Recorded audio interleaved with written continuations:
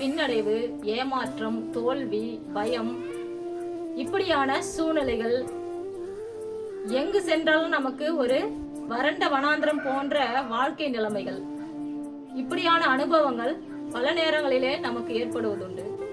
ஆனால் இந்த சமயங்கள் எல்லாம் நமக்கு ஒன்று நினைவுக்கு வருவது ஆண்டவருடைய வார்த்தை. ஏசாயா 58:11 நாம் படிக்கிறோம், ஆண்டவர் தொடர்ந்து உன்னை வழிநடத்துவார், உன் எலும்புகளை வலிமையாக்குவார், நீ நீர் பாயும் தோட்டம் போல வற்றாத நீரூற்று போல இருப்பாய் என்ற அவருடைய வார்த்தையை படிக்கும் பொழுது நாம் எப்படிப்பட்ட சூழ்நிலையில இருந்தாலும் இந்த வார்த்தை நமக்கு ஒரு நம்பிக்கை கொடுக்கிறது, ஒரு ஆர்வத்தை கொடுக்கிறது.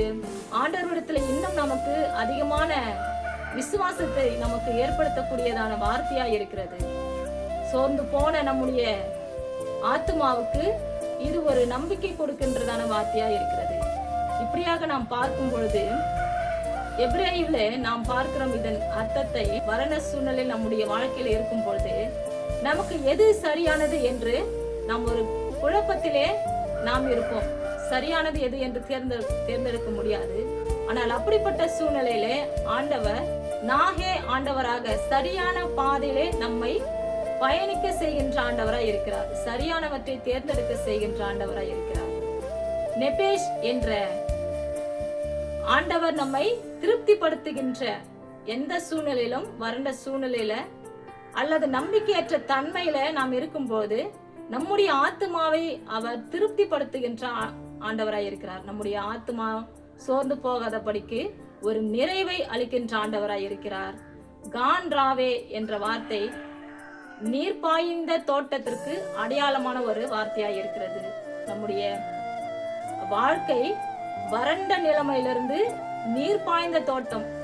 அப்படி என்றால் ஒரு நீர் ஒரு தாகமுள்ள மனிதனுக்கு எவ்வளவு ஒரு அவசியம், அல்லது எவ்வளவு ஒரு அது ஆத்மாவையும் உடலையும் நமக்கு உயிர்ப்பிக்க கூடியதான ஒரு நீராய் அது செயல்படுகிறதோ, அப்படியாக நமக்கு நீர் பாய்ந்த தோட்டம் போல நமக்காக அவர் செயல்படுகின்ற ஆண்டவராய் இருக்கிறார்.